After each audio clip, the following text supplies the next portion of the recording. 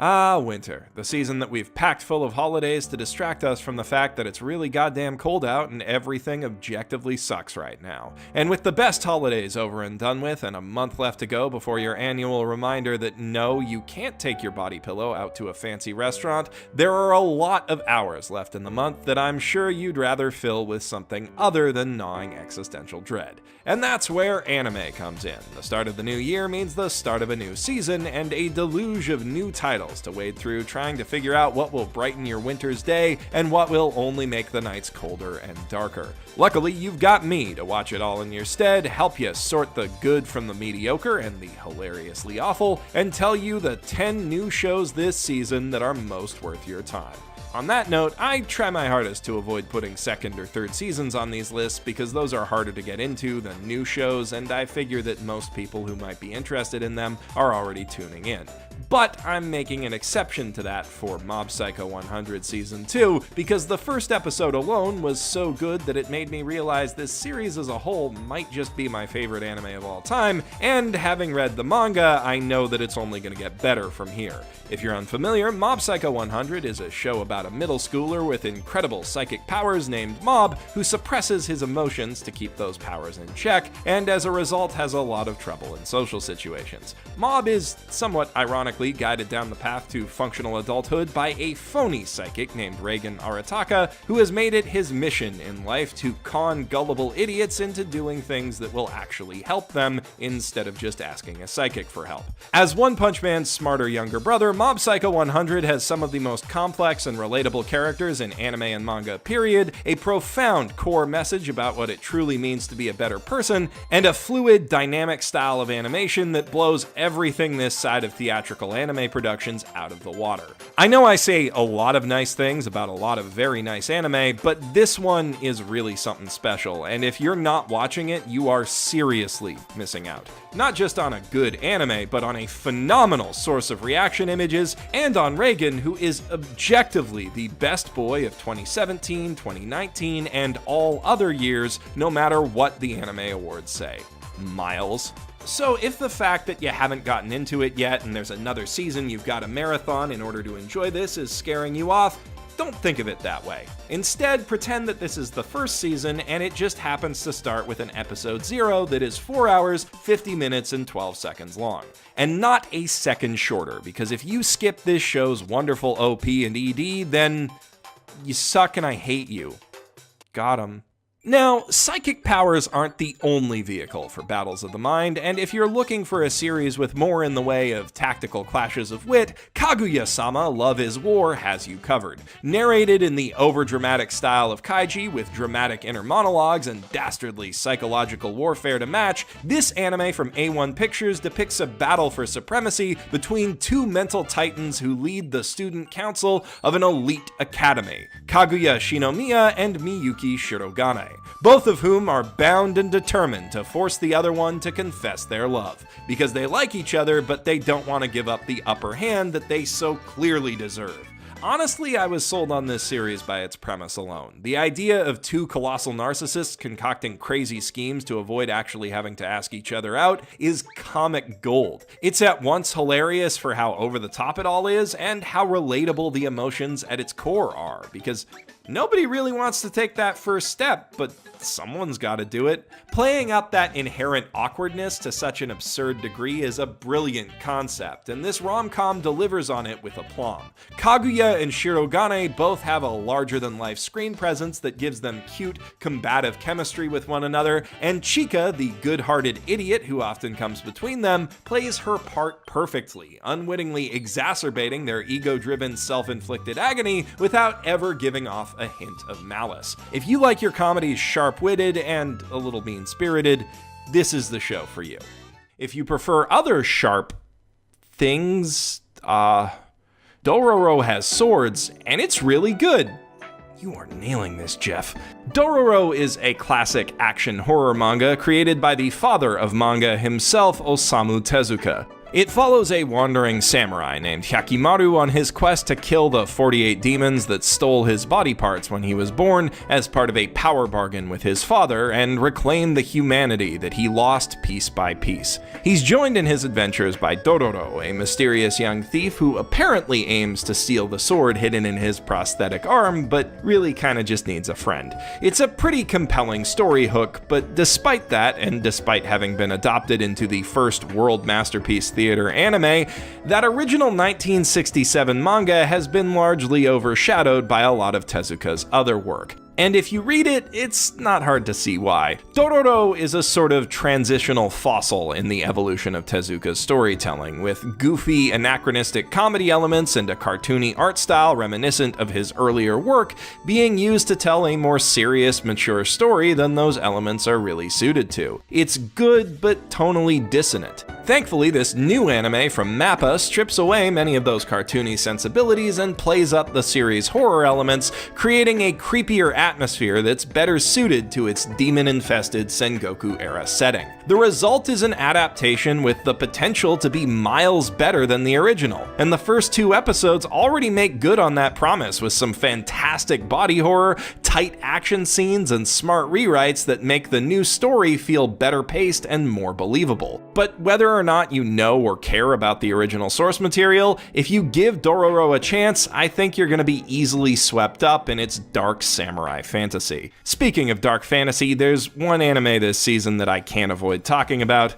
My Roommate is a Cat, a show all about the dark fantasies that a certain author dreams up about his eponymous pet. Every cat owner has imagined at one point or another that their feline companion might be trying to murder them. Mikazuki Subaru just imagines it a little more vividly than most. One day, while struggling to come up with a premise for his next novel, the socially inept mystery writer happens upon a stray cat at his parents' grave and is struck with inspiration. This sneaky little creature is clearly stalking him with ill intent. Well, okay, maybe not, but wouldn't it be neat if she was?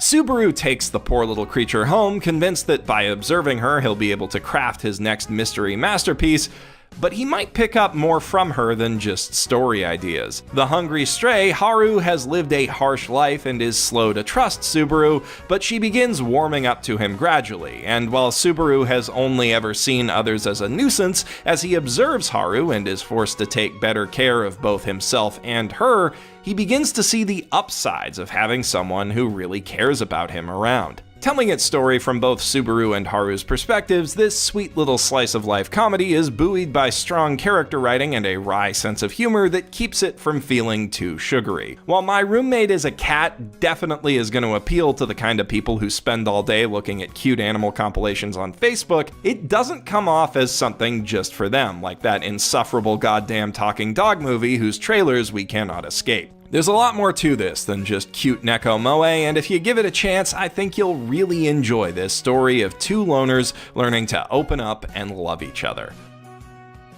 Now with that out of the way, it's time to move on from manga to light novels, and to a long-anticipated adaptation of one of the most significant works in the field, Boogiepop and Others. Boogiepop, if you don't know, is a light novel series by Kohei Kadono that began in 1998 and is widely credited with kicking off the whole light novel craze. Which, yes, means that technically speaking, Kadono-sensei is the one to blame for SAO, My Sister, My Writer, and countless other atrocities, but he also inspired Baccano and Monogatari, and if you don't hold the bad stuff against the series, I think you'll find a lot to like here. Where 2000's Boogiepop Phantom was conceived as an original sequel to the books, this new anime made for the 20th anniversary opts to directly adapt them. That doesn't mean that it won't be confusing to newcomers, but that's sort of by design. Boogiepop is a supernatural mystery told through disjointed, non-linear vignettes. It's not unlike the non-linear narrative of Baccano, which Boogiepop actually inspired, and while this approach makes the show a little hard to follow and a bit anticlimactic on first viewing, the trade-off for that is that rewatching it and picking up on things you missed before feels very satisfying. The mystery here is well constructed, and it's cool to see how your perception of events changes after you really know what's going on. That does mean that the show is best enjoyed in a marathon sitting rather than episodically, but the confused discussions on Reddit and Twitter will make following it week to week enjoyable in its own way. But that nifty narrative gimmick is far from the only thing Boogiepop has going for it. On top of the solid animation that you expect from a Shingo Natsume joint, the show features phenomenal sound design and music that gives it a surreal, unnerving vibe unlike anything else that's streaming right now. That alone, at least for me, was enough to get me past my initial confusion and keep the series engaging until I'd figured out what was going on. Next up, it's time to talk about another light novel anime, an isekai story with a lot of buzz around it, both for the talented team at its helm and... oh crap, I made this too specific to do the beat around the bush joke again. Ah well. Rising of the Shield Hero is this season's obligatory big isekai thing, and what a thing it is. As a Kinema Citrus show, it's a lavish production with strong direction, a good sense of atmosphere, great animation, and even better music, courtesy of award-winning Made in Abyss composer Kevin Penkin. Shield Hero tells the story of 4 heroes summoned to an RPG-style fantasy world to fend off evil with 4 legendary weapons. So far, so standard, but pretty quickly things go wrong. One of those heroes, guess which, is quickly betrayed by his party and left penniless without anyone to help him, forced to drag himself back up by any means necessary. There is an elephant in the room with this series, that the Shield hero Naofumi's downfall is caused by a false rape accusation. And I guess since I lean left and criticized Goblin Slayer for its first episode, people are expecting that I'm gonna hate that, but while false accusations are very rare in the real world, they do happen, and as long as this show's not saying, this is how it always is, I don't really have a problem with a fictional story using one as an inciting incident. Though the writing around this one could be a lot stronger. Almost every human being that Naofumi interacts with in this first episode comes off as a cartoonish dickhead. While he's frustratingly naive, but also the only good person there, that dynamic raised warning flags for me that he might turn into a Kirito-style Mary Sue who suffers the foolishness and malice of everyone who's not him, while solving all of their dumb problems with his big, beautiful brain and his uncanny ability to always be right. But the latter half of the episode eased those fears by showing Naofumi lashing out and acting like a dick himself, threatening townspeople to get his way, and going to a slave merchant to find a traveling companion. And as long as it doesn't try to excuse those actions, I think there's a lot of potential in an isekai narrative following an angry, morally compromised anti-hero as he walks the line between revenge and redemption. There's a lot of potential here in general. The idea that each of these heroes comes from a parallel version of Japan with a different history, and that they each represent a different isekai protagonist archetype is really cool. It seems like a good amount of thought has gone into building the fantasy world that they end up in as well, and I'm interested to see how the series will play with and maybe break away from its obvious video game inspirations. Whatever Shield Hero does with its premise though, we can at least rest assured that it will look and sound good doing it. And as someone who's a sucker for immersive fantasy worlds, that's enough for me to be excited for this show. If it's bad, I'll be really disappointed, but if it's good, I think it'll be really good. Speaking of fantasy shows, if you're a fan of those or of moe comedies, then I'd also highly recommend checking out Endro, a cute show about cute girls saving the world from a cute thing. Specifically, our hero, Yulia Charlotte, Yusha for short, and her friends must contend with the trials and tribulations of fantasy adventurer school while being sabotaged at every turn by the adorable Mao, the demon lord who she is destined to face herself, sent back in time and turned into a precocious little girl by a spell in their climactic final battle, who disguises herself as a teacher in order to prevent Yusha from ever becoming a hero in the first place. A plan that, of course, backfires spectacularly at every turn. It's a bit of a contrived premise, but the comedic dynamic that it sets up is golden. It's a cliche, but I'm a big fan of comedies where oblivious heroes bumble their way to success with the accidental help of an absurdly obvious villain saboteur, and mixing that premise with an adorable moe cast just works. All of the characters are endearing and funny with great comedic chemistry, and the animation is the smoothest and most expressive I've seen Gokumi produce so far. Now, like any moe show, this could easily get creepy fast, but thankfully Endro hasn't gone in a fanservice-y direction so far. Episode 1 lands squarely on the K-On! Pure end of the moe spectrum, and as long as it stays in that vicinity, I think it's going to be a delight to watch week to week. I've been looking for a light, relaxing comedy to enjoy, and this cute little RPG parody, which is giving me flashes of Konosuba, Mahojin Guruguru, and Yoru Yori, fits that bill nicely. I've also been looking for a good, lighthearted harem comedy to watch ever since Yuna's Haunted Hot Springs let me down last summer, and I was pleasantly surprised by Tezuka Productions' new series, The Quintessential Quintuplets. Futaro Uesugi is a smart but frugal and fiscally challenged young man who takes on a lucrative tutoring job in the hopes of paying off his family's crushing debt. The job pays 5 times the normal rate, but he soon learns that's because it comes with 5 times the trouble. The rich Nakano family has 5 unruly daughters, as the title suggests, all of whom are in grave danger of flunking out. If Futaro wants to get paid, he needs to come up with a perfect lesson plan for each of them to stop that from happening. But first, he needs to get on their good sides and convince them that he's worth paying any attention to at all.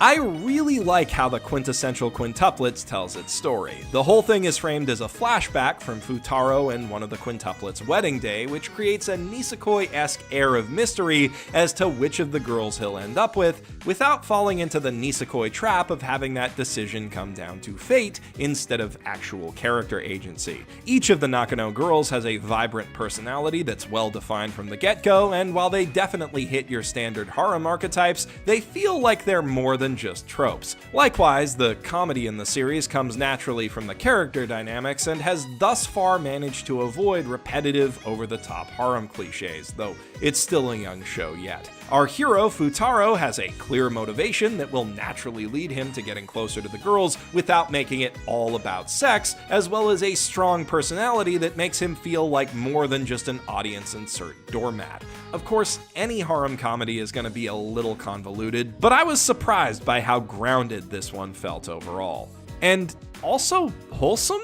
There's a strong emphasis placed on family bonds and not the creepy kind you usually see in anime, and while the girls are definitely attractive, the show is pretty light on overt fan service, which is really nice, actually. Much as I love my over-the-top ecchi, I also love the way that harem anime can explore their characters through interlocking love stories. That's a big part of why The World God Only Knows is one of my favorite shows, and Quintessential Quintuplets, absurd as it might sound on the surface, is shaping up to really deliver on that potential.